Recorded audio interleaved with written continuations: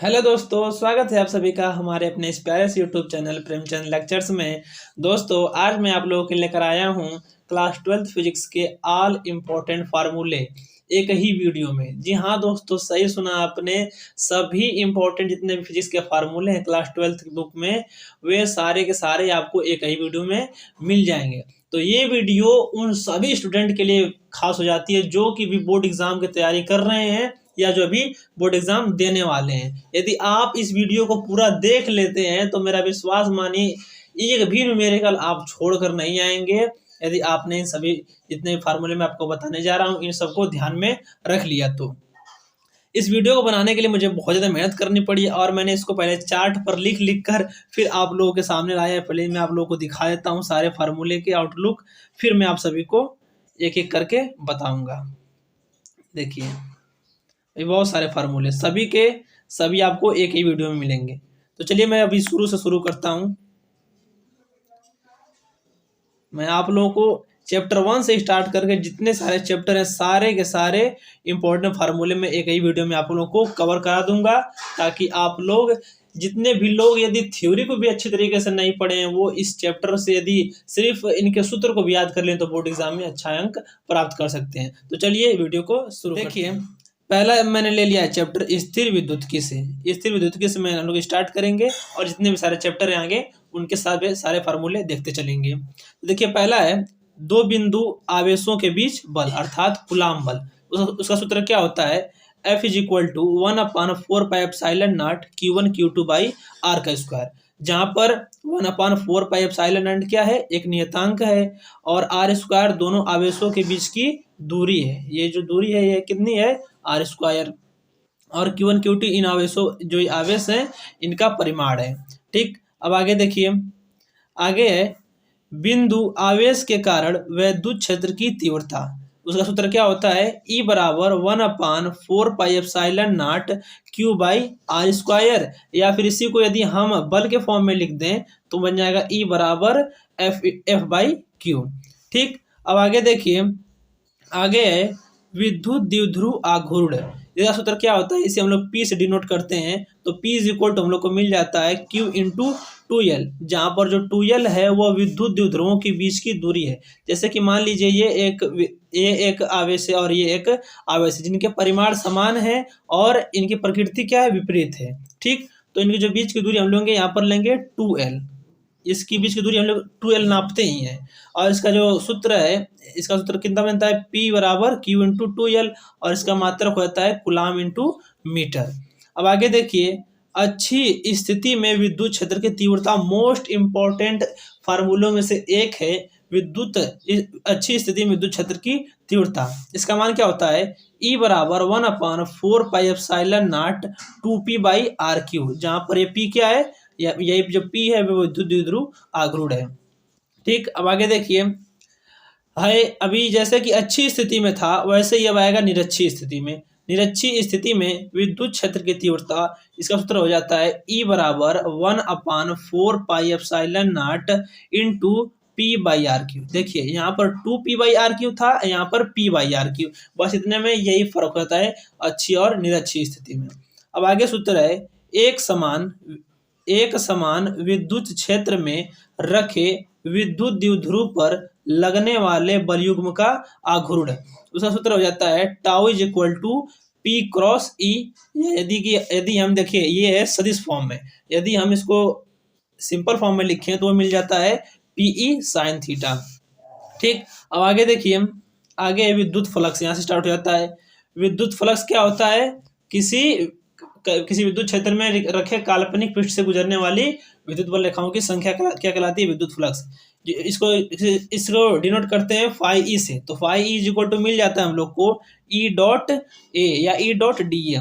इसको simple form में लिखें तो E ए कॉस थीटा। क्यों? क्योंकि यहाँ पर ए क्या है? क्रॉस प्रोडक्ट है। और इसका मात्रक क्या होता है? इसका मात्रक कोई पूछ देता है एग्जाम में, न्यूटन मीटर का स्क्वायर अपान में कूलाम।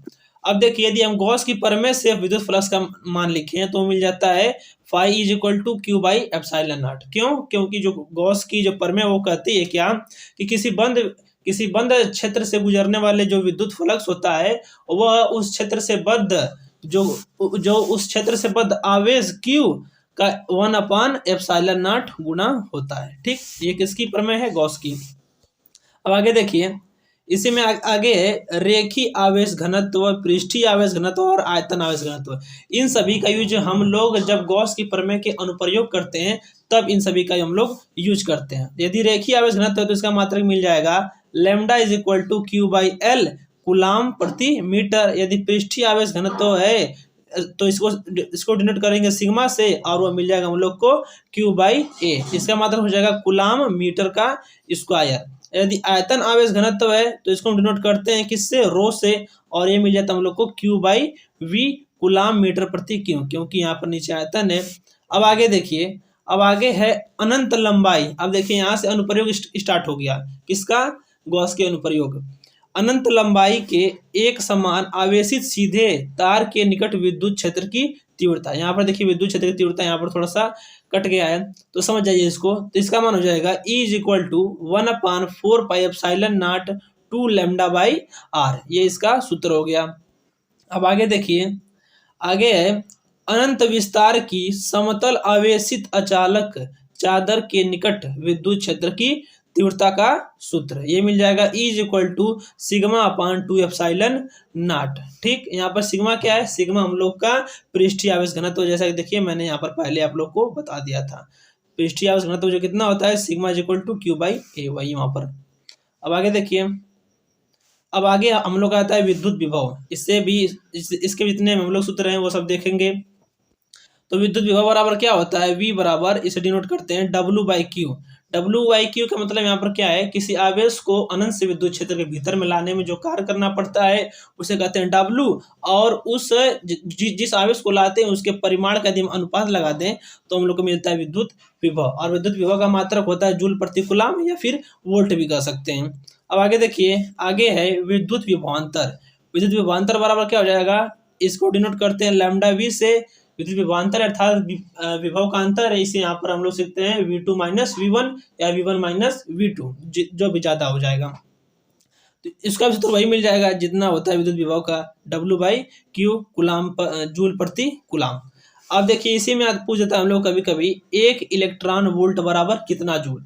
तो आप लोग इसको याद में रखिए कि 1 इलेक्ट्रॉन वोल्ट बराबर 1.6 गुणे 10 की घाते माइनस 19 जूल होता है। ठीक, अब आगे देखिए, आगे है बिंदु आवेश के कारण किसी बिंदु पर विद्युत विभव। इसका भी जो सूत्र है वो कभी कभी इसके डेरिवेशन में पूछ देते हैं, तो डेरिवेशन तो मैं अभी फिलहाल नहीं करा पा रहा हूँ, जितने भी सूत्र मैं आप लोगों को सभी को प्रोवाइड करा दे रहा हूँ। तो विद्युत आवेश के कारण किसी बिंदु पर विद्युत विभव सूत्र क्या होता है? V is equal to 1/4πε0 Q by R volt. ठीक, अब आगे देखिए, विद्युत द्विध्रुव की अच्छी स्थिति में विद्युत विभव। इसका सूत्र क्या हो जाएगा? इसका सूत्र हो जाएगा V बराबर 1/4πε0 P बाई आर का क्यूब। ठीक, अब आगे देखिए, आगे है हम लोग का विद्युत द्विध्रुव की निरक्षीय स्थिति में विद्युत विभव वो होता है 0। जब आप लोग इसका डेरिवेशन करेंगे तो विद्युत द्विध्रुव की निरक्षीय स्थिति में जो इसका सूत्र मिलता है, विद्युत द्विध्रुव की निरक्षीय स्थिति में विद्युत विभव का वो 0 मिलता है। अब आगे देखिए, आगे है विभव प्रवणता। विभव प्रवणता बराबर होता है किसी, देखिए मैं थोड़ा सा इन लोगों का थोड़ा डेफिनेशन बता देता हूँ। किसी आवेश से दूरी परिवर्तन के साथ विभव परिवर्तन की दर को ही क्या कहते हैं? विभव प्रवणता करते हैं। और विभव प्रवणता बराबर मिल जाता है माइनस dV/dx। यहाँ पर माइनस क्यों लिया गया? क्योंकि दूरी में, क्योंकि जैसे जैसे हम लोग दूर जा रहे हैं वैसे वैसे दूरी बढ़ती जा रही है और विभव घटता जा रहा है। अब देखिए विद्युत स्थितिज ऊर्जा, इसका सूत्र क्या हो जाएगा? U बराबर 1/4πε0 Q1 Q2 अपन R जूल। देखिए ये दो विद्युत आवेशों के बीच में विद्युत स्थितिज ऊर्जा है। अब आगे देखिए, आगे है एक समान विद्युत क्षेत्र में विद्युत द्विध्रुव को घुमाने में किया गया कार्य। मोस्ट इंपोर्टेंट फार्मूलों में से एक ये भी है। इसका मान होता है W is equal to PE 1 minus cos theta. W is equal to PE 1 minus cos theta, जहाँ पर P क्या है? विद्युत द्विध्रुव आघूर्ण है, E हम लोग का विद्युत क्षेत्र है, और कॉस थीटा क्या है? विद्युत द्विध्रुव और विद्युत क्षेत्र के बीच बना कोण, यहाँ पर थीटा है, तो कॉस थीटा इसका ले लेते हैं। अब देखिए आगे, विद्युत क्षेत्र में विद्युत द्विध्रुव की स्थितिज ऊर्जा, ये मिल जाता है हम लोग को U बराबर माइनस पीई कोस थीटा। अब आगे देखिए, अब आगे हम लोग का आ गया धारिता वाले चैप्टर से। यहाँ पर है चालक की धारिता बराबर क्या होता है, C बराबर Q बाई V, और धारिता का मात्रक होता है फैरड या फिर कूलाम प्रति वोल्ट, इससे निकाल लेंगे। अब देखिए आगे है विलगित गोलीय चालक की धारिता। विलगित गोली चालक की धारिता क्या मिल जाएगी हम लोग को, C बराबर 4 पाई एप्सिलॉन नॉट, जहाँ पर ए क्या है, यहाँ पर ए उस जो चालक है उसकी त्रिज्या है, और यहाँ पर एप्सिलॉन नॉट क्या है, विद्युत क्षेत्र की विद्युशीलता है, और यहाँ पर इसका मात्रक क्या हो जाएगा एप्सिलॉन नॉट का फैराड प्रति मीटर। एप्सिलॉन नॉट का मात्रक भी पूछ देता है कभी कभी। अब आगे देखिए, आगे है हम लोग का आवेशित चालक की स्थितिज ऊर्जा, वो कितनी हो जाती है, U बराबर 1/1/2 CV का स्क्वायर। मैं इन सारे फार्मूलों को जल्दी जल्दी इसलिए करा रहा हूँ ताकि वीडियो लंबी ना हो और आप लोग जल्द से जल्द सारे फार्मूले याद कर लें। ठीक, अब बेहतर यह होगा कि जितने सारे फार्मूले मैं बता रहा हूँ आप उन सभी फार्मूलों को कॉपी में लिख लें, अन्यथा मैं तो इसकी PDF डिस्कशन में दे ही दूंगा, आप लोग वहां से भी देख लीजिएगा। ठीक, अब आगे देखिए, आगे है दो आवेशित चालकों को एक दूसरे से जोड़ने पर क्या होगा, इस जोड़ने पर क्या निकालेंगे, पहले हम लोग उभयनिष्ठ विभव निकालेंगे, तो क्या मिल जाएगा, V बराबर C1V1 प्लस C2V2 अपान में C1 प्लस C2। यहाँ पर C क्या है, धारिता है, V क्या है, विभव है। ठीक, अब देखिए जब हम लोग दो आवेशित चालकों को किसी तार के माध्यम से जोड़ते हैं तो ऊर्जा की हानि भी होती है, तो ऊर्जा हानि का सूत्र भी पूछ देता है, तो उसका मान निकल जाएगा हम लोग को, ऊर्जा हानि बराबर डेल्टा U बराबर 1/2 C1 C2 अपान C1 प्लस C2 इंटू में V1 माइनस V2 का होल स्क्वायर। ये हम लोग का ऊर्जा हानि का सूत्र मिल जाता है। ठीक, अब आगे देखिए, हमारे लोग यहाँ पे संधारित्र से क्वेश्चन आने लगा।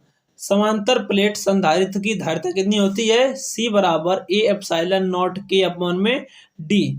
यदि यहाँ पर K की जगह कोई मान हो तो वहां पर रख सकते हैं। यदि सिर्फ वायु संधारित्र की बात करें, ऐसा संधारित्र जिनके प्लेटों में वायु भरी है प्लेटों के बीच में, तो यहाँ पर K का मान हम लोग को 1 मिल जाता है। K का मान हम लोग क्या मिल जाता है, 1 मिल जाता है, और धातु के लिए इसका मान अनंत मिलता है।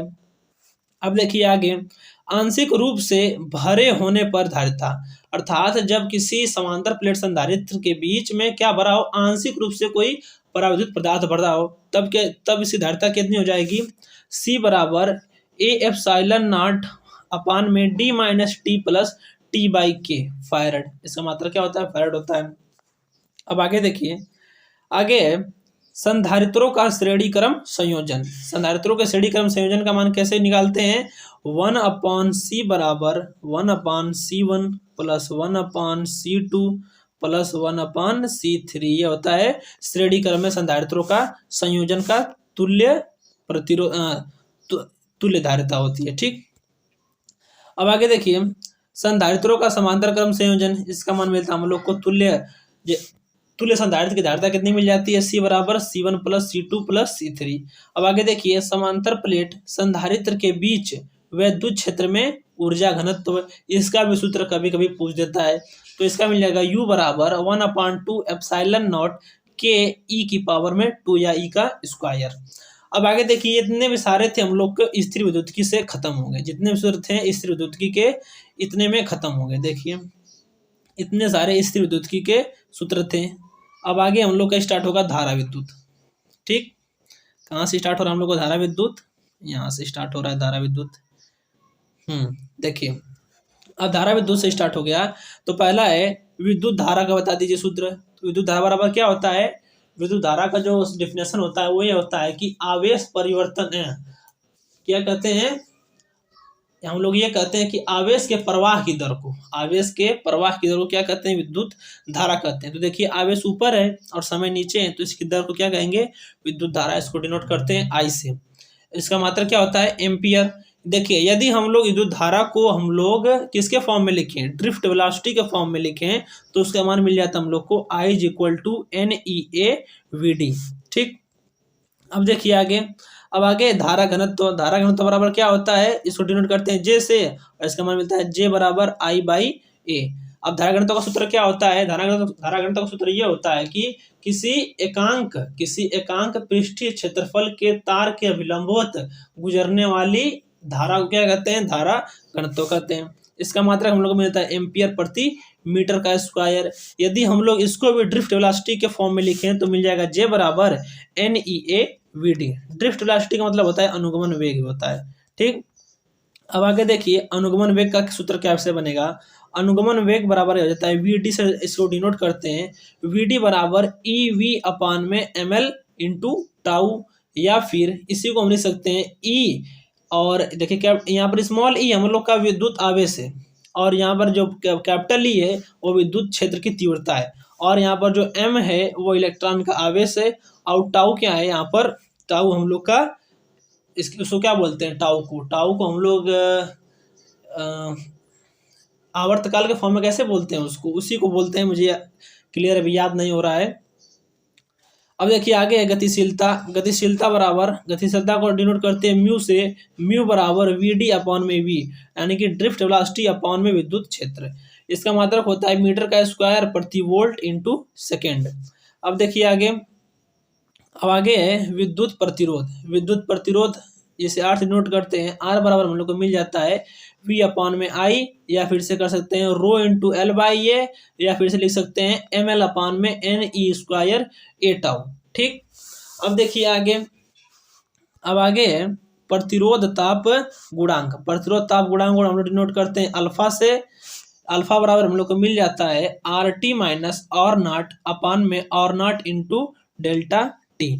अब आगे देखिए सूत्र है विद्युत धारा का अगला, विशिष्ट प्रतिरोध क्या होता है, रो बराबर R, इसे डिनोट करते हैं रो से, रो बराबर मिल जाता है हम लोग को R इंटू A/L, या फिर E/Z, या फिर M/NE² इंटू टाउ।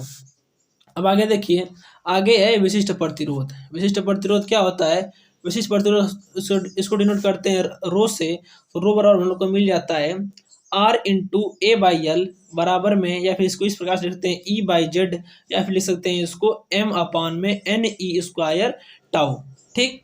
अब आगे है विशिष्ट चालकता को किस फॉर्म में लिखेंगे, विशिष्ट चालकता को डिनोट करते हैं हम लोग सिग्मा से, तो सिग्मा बराबर क्या मिल जाएगा L/R इंटू A, या फिर J/E, या फिर 1/ρ, ठीक। अब आगे देखिए, अब यहाँ से अच्छे क्वेश्चन कितने भी बनते हैं उनके सारे सूत्र यहाँ से दिया है। आगे है किसी तार को n गुना खींचकर लंबा करने में नया प्रतिरोध, जैसे कि यदि कोई ये तार है, मैं मान लूं इसको हम लोग खींचकर n गुना लंबा कर दे रहे हैं, ठीक। तो इस तार का नया प्रतिरोध क्या मिल जाएगा, R डैश बराबर N² इंटू R, अर्थात जो पहले वाला प्रतिरोध R है उसमें जितना हम लोग बढ़ाएं, जितने गुना, यदि हम लोग 2 बढ़ाए हैं तो 2 का स्क्वायर कर दीजिए, कितना मिल जाएगा 4, तो 4 इंटू R कर देंगे तो नया प्रतिरोध मिल जाएगा। अब आगे देखिए, अब आगे है फॉर्मूला, किसी तार को खींचकर उसकी त्रिज्या 1/n गुना करने पर नया प्रतिरोध, तब क्या मिल जाएगा नया प्रतिरोध, R डैश बराबर N⁴ इंटू R। अब आगे देखिए, अब यहाँ से है प्रतिरोधों के श्रेणी क्रम संयोजन का तुल्य प्रतिरोध, ठीक। तो इसका सूत्र मिल जाता है हम लोग को R बराबर R1 plus R2 plus R3। अगला है प्रतिरोधों के समांतर क्रम संयोजन का तुल्य प्रतिरोध, तो उसका सूत्र मिल जाएगा हम लोग को 1/R बराबर 1/R1 plus 1/R2 plus 1/R3। अब देखिए अगला सूत्र है विद्युत ऊर्जा को डिनोट करते हैं हम लोग W से, तो इसका मान मिल जाएगा V इंटू Q, या फिर VIT, या फिर I²RT, या फिर इसको लिख सकते हैं V²T/R। इतने सूत्र आपको बदल कर मिल जाएंगे। अब इसी के साथ निकलता है हम लोग का विद्युत शक्ति, इसका सूत्र क्या मिल जाएगा, इसको डिनोट करते हैं हम लोग P से, P पर हम लोग को मिल जाता है V इंटू I² या फिर V²/R। अब देखिए यहाँ पर एक नोट पॉइंट है, नोट पॉइंट बराबर इसमें मैंने लिखा है कि 1 किलोवाट घंटा बराबर कितना होता है, 1 किलोवाट घंटा बराबर होता है 3.6 × 10⁶ किलोवाट घंटा को हम लोग बदल देते हैं। अब देखिए यहाँ पर थोड़ा सा मिट गया था। अब आगे है इसी में, यहाँ पर थोड़ा सा पीला इसलिए हो गया क्योंकि यहाँ पर मैंने एक बुक रखी थी और उसी बुक को मैंने क्या कर दिया, कलर कर दिया, तो वैसा हो गया। आगे देखिए सूत्र है यूनिटों की संख्या। यूनिटों की संख्या कैसे निकालेंगे, वाट गुणे घंटा गुणे दिन बटा में 1000। फिर आगे देखिए विद्युत वाहक बल, यहाँ से अब स्टार्ट होता है किरचॉफ के नियम वाला, जितने भी चैप्टर्स हैं उनके सूत्र। तो विद्युत वाहक बल बराबर क्या मिल जाएगा हम लोग को, E बराबर W/Q वोल्ट। अब यदि निकाले हम लोग टर्मिनल विभवांतर तो वो मिल जाता है, वो भी मिलता है W/Q। इसको एक फॉर्म में और में लिखते हैं कि E माइनस, यानी कि विद्युत वाहक बल में से यदि हम आई आर मतलब क्या होता है, व्यू घटा दें तो हम लोग को मिल जाता है टर्मिनल विभवांतर। आवेशन के समय टर्मिनल विभवांतर क्या होता है, V बराबर E प्लस IR, और ये निरावेशन के समय है और ये आवेशन के समय है। अब आगे देखिए विद्युत धारा किसके फॉर्म में, अब यहाँ पर नए फॉर्म में मिलेगा, विद्युत वाहक बल अपान में R प्लस स्मॉल r। यहाँ पर R क्या है, विद्युत प्रतिरोध है, और स्मॉल r है हम लोग का आंतरिक प्रतिरोध, बैटरी का आंतरिक प्रतिरोध। अब आगे देखिए सूत्र, आंतरिक प्रतिरोध का भी सूत्र कभी कभी पूछ देता है। आंतरिक प्रतिरोध स्मॉल r बराबर मिल जाता है हम लोग को कैपिटल R कोष्टक में या ब्रैकेट में E/V-1। अब देखिए यहाँ पर E को आप लोग विद्युत क्षेत्र मानकर मत चलिएगा, मैं आप लोगों को बता दूं, यहाँ पर E यहाँ पर अब विद्युत वाहक बल की तरह कार्य कर रहा है। ठीक, अब आगे है किरचॉफ का प्रथम नियम, वो क्या बोलता है कि सभी धाराओं का योग क्या होगा, 0। यदि मान लीजिए कि ये पे कोई बिंदु है तो यहाँ पर जितनी भी धाराएं आएंगी उनका बीजगणितीय योग कितना होगा, 0। बशर्ते बात यह है कि संधि की ओर जाने वाली धाराओं के लिए प्लस और संधि से दूर जाने वाली धाराओं के लिए माइनस लेते हैं। ठीक, ये बात आप लोग को ध्यान रखनी है।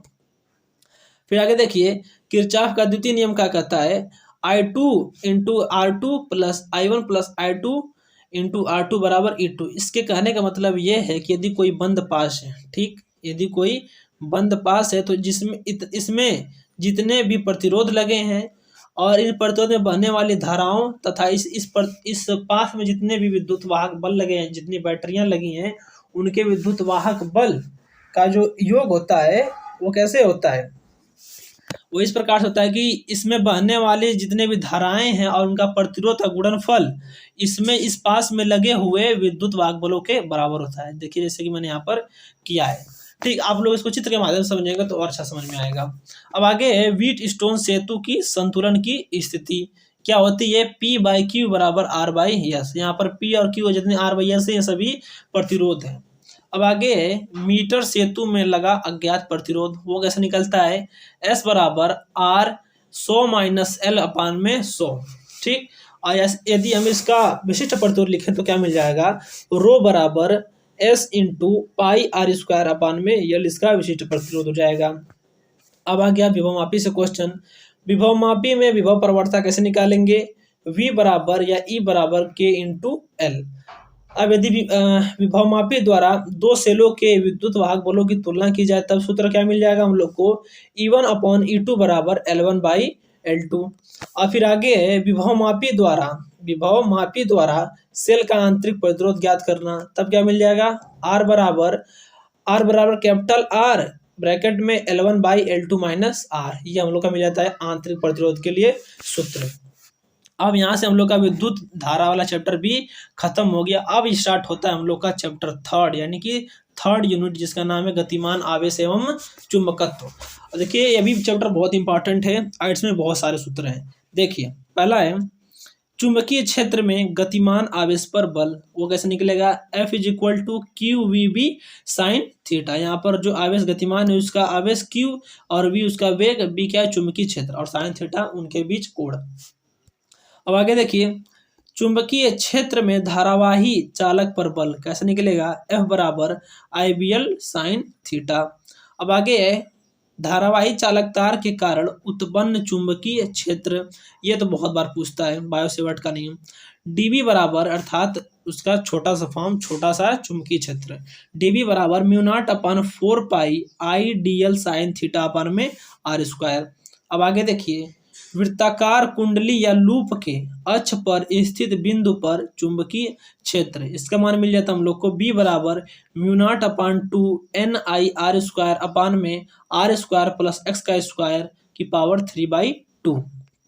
अब आगे है परिमित, आगे परिमित लंबाई के रुजुरेखीय धारावाही चालक के किसी परिमित लंबाई के रुजुरेखीय धारावाही चालक द्वारा उत्पन्न चुंबकीय क्षेत्र ये होना चाहिए। तो इसका मान मिल जाता है B बराबर mu naught upon 4 pi I by R bracket में साइन φ1 प्लस φ2।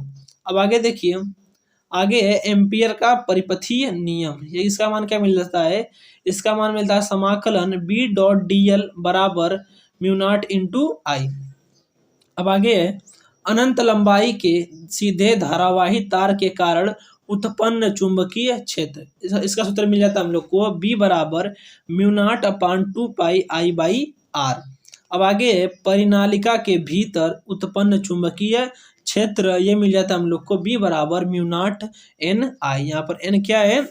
यहाँ पर n हम लोग का उस जितने परिनालिका में फेरों की संख्या है उसका मान है। अब ये तो हम लोग का क्या हो गया, कुछ खत्म हो गया।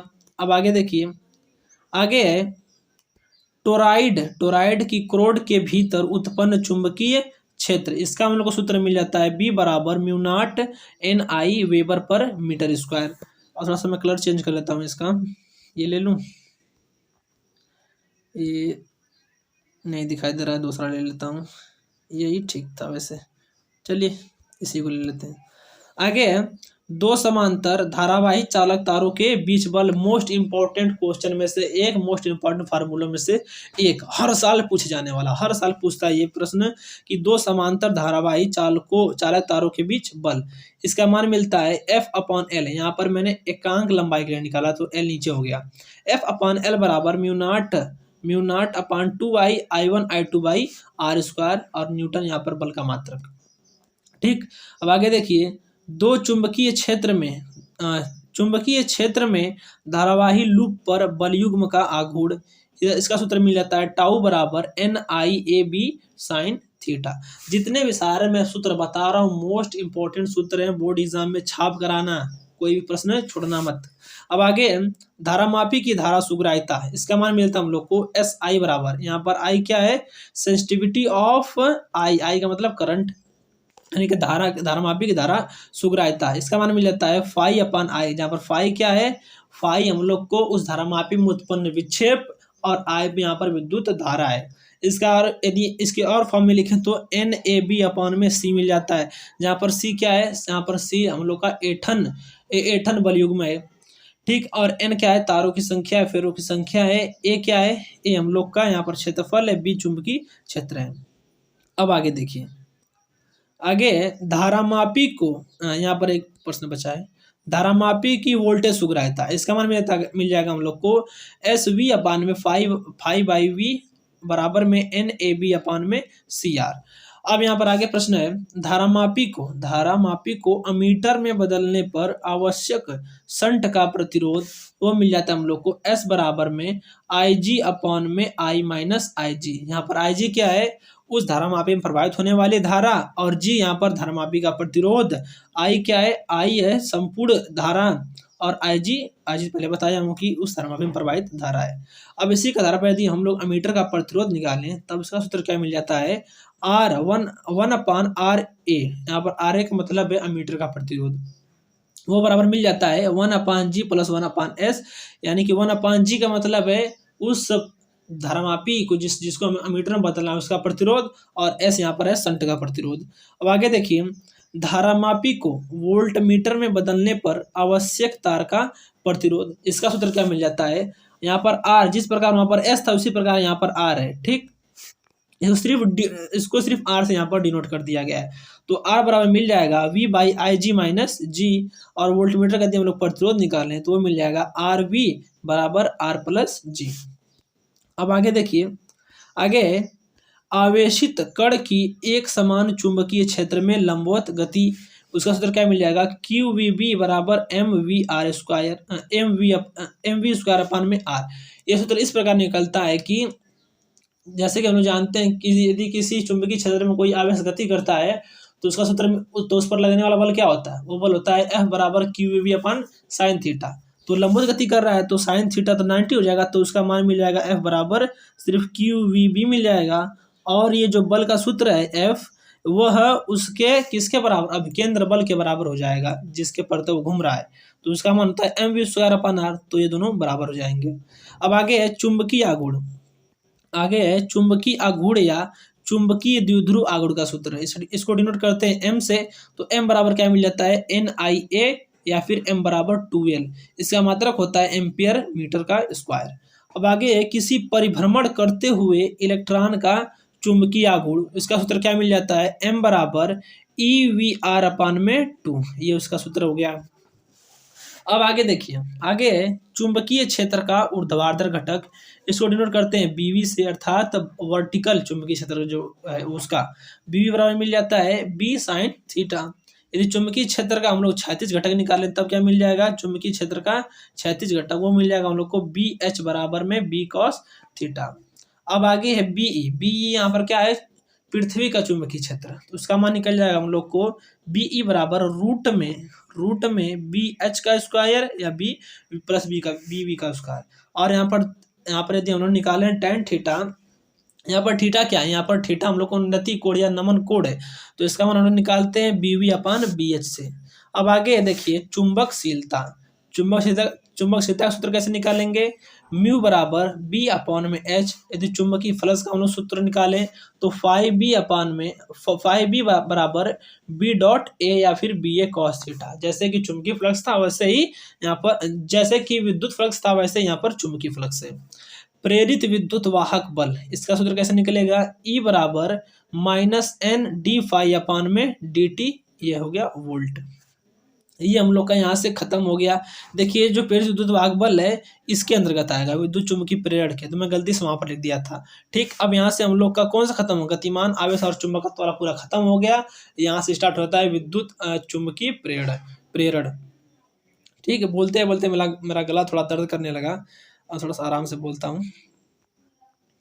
अब देखिए आगे है प्रेरित धारा। प्रेरित धारा का सूत्र क्या हो जाएगा, I बराबर E/R।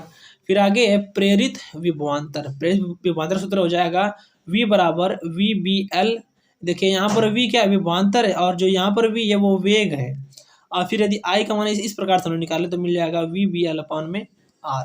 ठीक, अब देखिए स्व प्रेरण गुणांक या स्व प्रेरकत्व का सूत्र L बराबर, इसको डिनोट करते हैं L से। L बराबर मिल जाएगा N∅B/I या फिर L बराबर -E/DI/dt।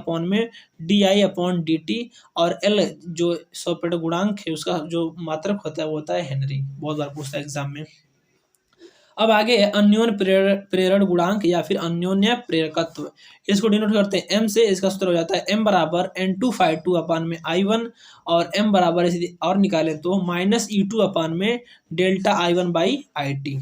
ठीक, आगे देखिए, आगे सूत्र है हम लोग का, आगे परिनालिका का स्वप्रेरकत्व। किसका, परिनालिका का स्वप्रेरकत्व। इसका सूत्र मिल जाएगा हम लोग को L बराबर μ0n²A/L या फिर लिख सकते हैं इसको μ0πn²R²L।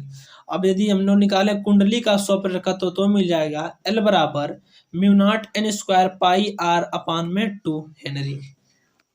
अब इसी में पूछा था कभी कभी कुंडली में संचित ऊर्जा का सूत्र बता दीजिए, तो कैसे मिलेगा, इसको निकालेंगे U बराबर 1/2LI। यहाँ पर I0 करें या फिर LI सिर्फ रहने तभी कोई बात वही है, LI0 का स्क्वायर। और फिर आता है दो समतल कुंडलियों के बीच अन्योन्य प्रेरकत्व है। इसका डेरिवेशन भी एग्जाम में पूछता है, ये ध्यान रखिएगा। तो दो समतल कुंडलियों का बीच अन्योन्य प्रेरकत्व का सूत्र क्या हो जाएगा, M बराबर μ0/2πR2 का स्क्वायर R1 और N1 इंटू N2। यहाँ पर N1 N2 क्या है, उस प्रणालिका में फेरों की संख्या है या समतल कुंडली में फेरों की संख्या है। अब ये हम लोग का भी चुंबकीय प्रेरण वाला जो चैप्टर था वो खत्म हो गया। अब स्टार्ट होता है प्रत्यावर्ती धारा। यहाँ से भी अच्छे अच्छे क्वेश्चन बनते हैं बोर्ड एग्जाम में। देखिए पहला है प्रेरित विद्युत वाहक बल। इसका सूत्र क्या हो जाएगा, E बराबर NBA sin ωt। और देखिए NB को हम लोग मान लेते हैं E0, जहाँ E0 बराबर NBA तब क्या हो जाएगा, E बराबर मिल जाएगा E0 sin थीटा। यहाँ पर लगा रख देंगे E0। अब आगे प्रत्यावर्ती वोल्टेज। प्रत्यावर्ती वोल्टेज को डिनोट करते हैं V से। V बराबर मिल जाता है V0 sin ωt। इसी प्रकार प्रत्यावर्ती धारा मिल जाएगी हम लोग को I बराबर I0 sin ωt। और इसी के साथ यदि हम लोग इसकी आवृत्ति निकालें तो आवृत्ति बराबर क्या होता है, एफ अपान में 1/t, यानी कि आवर्तकाल के व्युत्क्रम क्या कहते हैं, आवृत्ति कहते हैं। और टी का मान होता है 2 पाई बाई ओमेगा, तो 1/, क्या हो जाएगा 2 पाई बाई ओमेगा। अब यहाँ देखिए अच्छे से सूत्र यहाँ से स्टार्ट हो जाते हैं। पहला है प्रत्यावर्ती धारा का औसत मान पूर्ण चक्र के लिए, तो कितना होता है वो 0 होता है। यदि प्रत्यावर्ती वोल्टेज का औसत मान निकालें हम लोग आधे चक्कर के लिए, तो मिलता है Vm अपान में 2 V0 अपान में पाई। यदि हम लोग निकाल लें प्रत्यावर्ती वोल्टेज का औसत मान पूर्ण चक्र के लिए, तो क्या मिल जाता है वो 0 मिलता है। यदि प्रत्यावर्ती धारा का वर्ग माध्य मूल मान निकालें, ये सबसे इंपॉर्टेंट फार्मूला है यहाँ पर, प्रत्यावर्ती धारा का वर्ग माध्य मूल मान। इसको डिनोट करते हैं IRMS से, रूट मीन स्क्वायर वैल्यू।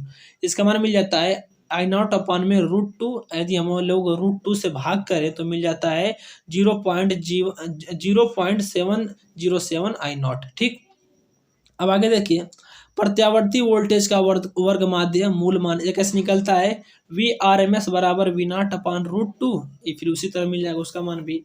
अब यहाँ से स्टार्ट होता है प्रेरक प्रतिघात। प्रेरक प्रतिघात को डिनोट करते हैं हम लोग XL से, इसका मान मिल जाता है हम लोग को ओमेगा इंटू L। इसी प्रकार निकालें यदि हम लोग धारती प्रतिघात, तो क्या मिल जाएगा XC बराबर 1/ओमेगा C। अब फिर देखिए यहाँ पर ओमेगा क्या है, यहाँ पर हमें ओमेगा हम लोग की आवृत्ति है, और यहाँ पर सी क्या है, यहाँ पर ओमेगा क्या कोणीय आवृत्ति है, और यहाँ पर सी क्या है हम लोग का वो धारती या फिर कह सकते हैं धारिता है। LR परिपथ के लिए अब देखिए यहाँ पर LR परिपथ की प्रतिबाधा क्या मिल जाएगी, Z बराबर रूट में R का स्क्वायर प्लस XL का स्क्वायर। और यदि हम लोग इसका क्या निकालें, उसकी कला निकालें, तो मिल जाएगा 10 फाई बराबर VL अपान में VR, या फिर इसे लिख सकते हैं ओमेगा L अपान में R। अब आता है CR परिपथ की प्रतिबाधा, तो मिल जाता है Z बराबर रूट में R का स्क्वायर प्लस XC का स्क्वायर। और यदि हम लोग इसकी निकालें, कलन निकालें, पूर्णांक निकालें, तो मिल जाएगा 10 फाई बराबर VC अपान में VR, या फिर 1/ओमेगा CR। अब आता है हम लोग का LC परिपथ की प्रतिबाधा, तो इसका सूत्र क्या मिल जाएगा, Z बराबर XL माइनस XC। यहाँ पर इसका मतलब जो मैंने ऐसे लगाया है माइनस का, यहाँ पर ये बता रहा है कि यदि XC बड़ा हो तो XL में से घटाइए, और यदि XL बड़ा है तो वैसे घटाइए, जो बड़ा उसमें से घटाइए। अब आता है अनुनादी आवृत्ति, इसके पर भी बहुत सारे जितने क्वेश्चन बनते हैं। अनुनादी आवृत्ति बराबर क्या हो जाएगा, F बराबर, या फिर इसे F0 भी लिख सकते हैं आप लोग। F0 बराबर क्या हो जाएगा, या F बराबर 1/2 पाई इंटू 1/रूट में LC। यहाँ पर L क्या है, प्रेरक का प्रतिघात है, या फिर कह सकते हैं प्रेरक है। फिर यहाँ पर C क्या है, धारिता है। अब देखिए LCR परिपथ की प्रतिबाधा, बहुत ही महत्वपूर्ण प्रश्न है। LCR परिपथ की प्रतिबाधा क्या हो जाएगी, Z बराबर रूट में R का square plus XL minus XC का होल स्क्वायर। यदि हम लोग इसकी कला निकालें तो मिल जाएगा 10 फाई बराबर XL माइनस XC अपान में R। ठीक, अब देखिए प्रत्यावर्ती धारा परिपथ में शक्ति का सूत्र निकालें, तो P बराबर VRMS into IRMS into cos phi, जहाँ पर कॉस फाई क्या है, शक्ति गुणांक है। शक्ति गुणांक बराबर क्या मिल जाता है हम लोग को, कॉस फाई बराबर R/Z। यदि हम लोग, ये तो हम लोग का यहाँ से खत्म हो गया। अब यहाँ देखिए ये वाला स्टार्ट होता है ट्रांसफार्मर से। परिणमन अनुपात R बराबर क्या मिल जाता है, VS अपान में VP, अर्थात सेकेंडरी कॉइल का विभवांतर है जो वो, और बटे में प्राइमरी कॉइल का विभवांतर। या फिर इसे लिख सकते हैं ES/EP, या फिर लिख सकते हैं NS/NP। NS और NP क्या है, प्राथमिक कुंडली में फेरों की संख्या और द्वितीय कुंडली में फेरों की संख्या, IP अपान में IS। अब देखिए यहाँ पर आगे प्रश्न, ट्रांसफार्मर की दक्षता, इसका मतलब क्या होता है, तो कोई ट्रांसफार्मर कितना अपने कार्य करने में दक्ष है, कितना कुशल है। इसका मतलब मान मिलता है निर्गत शक्ति अपान में निवेशी शक्ति। अब आगे देखिए ये हम लोग का कौन सा खत्म हो गया, हम लोग का विद्युत चुम्बकीय तरंगे भी खत्म हो गया। अब आगे विद्युत चुम्बकीय तरंगे यहाँ से स्टार्ट होता है, हम लोग का प्रत्यावर्ती धारा खत्म हो गया। विद्युत चुम्बकीय तरंगे में ज्यादा कोई फार्मूले हैं नहीं, थोड़ा सा फार्मूला है। पहला क्या है, देखिए विस्थापन धारा बराबर मिल जाता है ID डिस्प्लेसमेंट करंट, ID अपान में ID बराबर ε0 इंटू D फाई E अपान में DT। अब आगे प्रकाश की चाल, प्रकाश की चाल क्या होता है, C बराबर न्यू लैम्डा, और यहाँ पर C बराबर एक और सूत्र मिलता है, C बराबर E0 अपान में B0, विद्युत क्षेत्र अपान चुंबकीय क्षेत्र। ये हम लोग क्या खत्म हो गया, तरंग, यहाँ पर हम लोग खत्म हो गया विद्युत चुम्बकीय तरंगे। अब स्टार्ट होता है प्रकाशिकी। प्रकाशिकी से बहुत सारे प्रश्न, जितने भी सूत्र बनते हैं वो देखिए। पहला है अपवर्तनांक। अपवर्तनांक मिलता है n बराबर sine i upon sine r Snell का नियम से। फिर आता है ए एन जी बराबर 1/GNA, या फिर यदि हम डब्ल्यू एन जी निकालें अर्थात जल के सापेक्ष कांच का अपवर्तनांक, तो मिल जाता है ए एन जी अपान में ए एन डब्ल्यू अर्थात कांच का अपवर्तनांक बटे में जल का अपवर्तनांक। फिर यदि हम लोग निकालें तो n बराबर सी बाई पी अर्थात जो अपवर्तनांक होता है किसी माध्यम में प्रकाश की चाल और उस माध्यम की चाल और उस किसी, देखिए यदि हम अपवर्तनांक निकालें तो किसी माध्यम में प्रकाश की चाल और उस माध्यम प्रकाश की चाल के अनुपात को। ठीक, अब आगे देखिए, आगे अपवर्तनांक बराबर आभासी गहरा वास्तविक गहराई बटे में आभासी गहराई, ये भी होता है एक सूत्र। क्रांतिक कोण हम लोग का मिल जाएगा साइन सी बराबर 1/2n1 अर्थात पहले माध्यम के सापेक्ष दूसरे माध्यम का अपवर्तनांक। फिर आता है यहाँ से हम लोग का प्रिज्म वाला चैप्टर स्टार्ट। तो पहला है प्रिज्म का अपवर्तन कोण r बराबर a/2। ए क्या है, यदि जैसे मैं बना दूं प्रिज्म तो यहाँ पर जो यहाँ पर ये अपवर्तक कोण है यही होता है a। ठीक, अब आगे देखिए प्रिज्म के प्रिज्म का आपतन कोण। प्रिज्म का आपतन कोण क्या मिल जाएगा, I बराबर लैम्डा m प्लस a अपान में 2। लैम्डा m क्या है, न्यूनतम विचलन कोण है। ठीक, अब आगे देखिए, आगे प्रिज्म के पदार्थ का अपवर्तनांक n बराबर मिल जाता है हम लोग को sign lambda m plus a/2 बटे में साइन a/2। दोस्तों यदि देखिए वीडियो बनाने में मुझे बहुत ज़्यादा मेहनत करनी पड़ रही है, आप लोग समझ रहे होंगे, तो प्लीज़ वीडियो को एक लाइक तो कर जाइएगा वीडियो को देखने के बाद। फिर देखिए आगे न्यूनतम विचलन कोण। न्यूनतम विचलन कोण क्या हो जाएगा, लैम्डा m बराबर a इंटू n माइनस 1। ए क्या है अपवर्तक कोण, n क्या है अपवर्तनांक, सब जानते हैं आप लोग।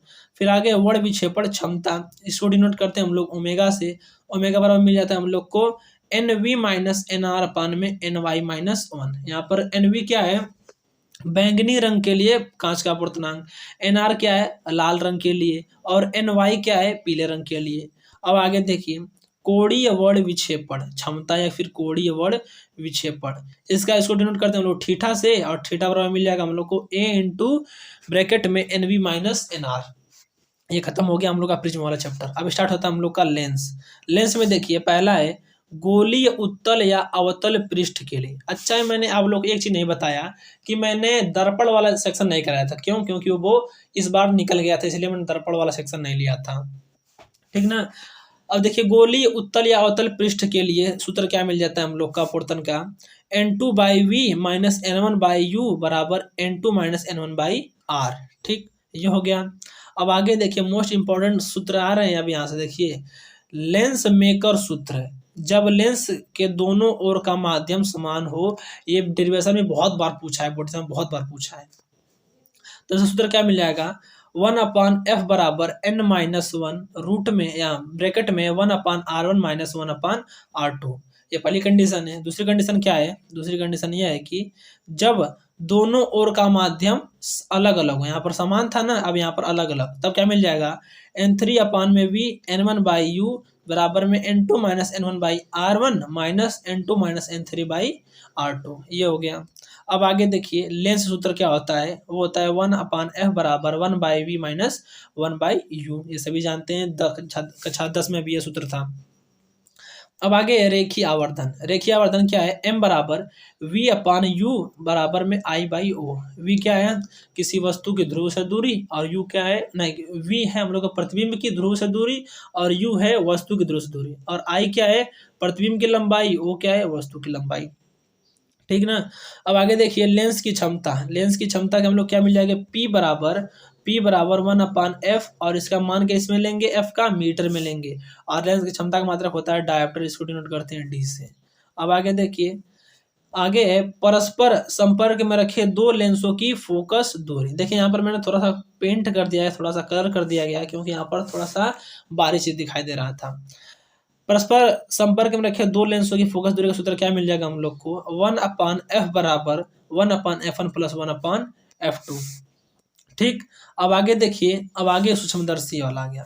सूक्ष्मदर्शी की आवर्धन क्षमता हम लोग को मिल जाती है m बराबर ME गुणे MO। यहाँ पर ME क्या है, अभिनेत्रक लेंस की अभिनेत्रक लेंस का आवर्धन क्षमता, और MO क्या है, MO हम लोग का है इस किसकी, अपदृश्यक लेंस की आवर्धन क्षमता। फिर तब पूरे पूरे सूक्ष्मदर्शी क्या मिल जाएगी, m बराबर मिल जाएगी minus V naught upon U naught, या फिर यू जीरो कर सकते हैं, ब्रैकेट में d अपान में यू ई।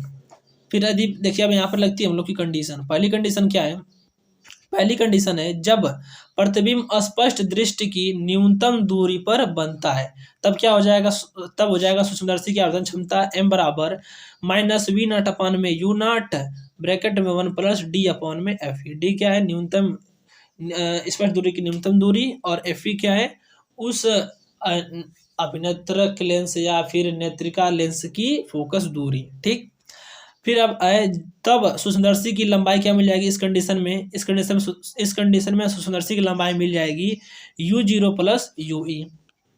अब आती है हम लोग की दूसरी कंडीशन। ये कंडीशन क्या है, जब प्रतिबिंब अनंत पर बनता हो तब m बराबर क्या मिल जाएगा, आवर्धन क्षमता क्या मिल जाएगी लेंस उस सूक्ष्मदर्शी की, m बराबर माइनस वी नॉट अपान में यू नॉट, ब्रैकेट में d बाई एफ ई। तब सूक्ष्मदर्शी की लंबाई क्या मिल जाएगी, तब सूक्ष्मदर्शी की लंबाई मिल जाएगी you zero plus F E. ठीक, अब देखिए आगे आता है दूरदर्शी की आवर्धन क्षमता। क्या मिलता है हम लोग को, दूरदर्शी की आवर्धन क्षमता m बराबर माइनस एफ ई अपान में यू ई। फिर पहली कंडीशन है जब प्रतिबिंब स्पष्ट दृष्टि की न्यूनतम दूरी पर बनता हो, तब क्या हो जाएगा, m बराबर माइनस एफ जीरो अपान में यू, माइनस एफ जीरो अपान में एफ ई, ब्रैकेट में 1 प्लस एफ ई अपान में डी। तब क्या हो जाएगा इस कंडीशन में, तब दूरदर्शी की लंबाई मिल जाएगी बराबर में F O plus U E. F O क्या है, यहाँ पर अभिदृश्यक लेंस है एफ ओ, और यू ई क्या है, नेत्रिका लेंस की वस्तु से दूरी। अब देखिए दूसरी कंडीशन इसमें है, दूसरी कंडीशन क्या है, जब प्रतिबिंब अनंत पर बनता हो तब क्या हो जाएगा, m यानी कि आवर्धन क्षमता का मान m बराबर मिल जाएगा हम लोग को माइनस एफ जीरो अपान में यू ई। इस कंडीशन में दूरदर्शी की लंबाई क्या मिल जाएगी, F O plus F E. ठीक, सभी चीजों को आप लोग को ध्यान से देखना है, सभी चीजों को। अब आगे देखिए, आगे है दूरदर्शी की विभेदन क्षमता, वो क्या मिल जाएगी, डी अपॉन में दूरदर्शी की विभेदन क्षमता बराबर होता है डी है। डी क्या है यहाँ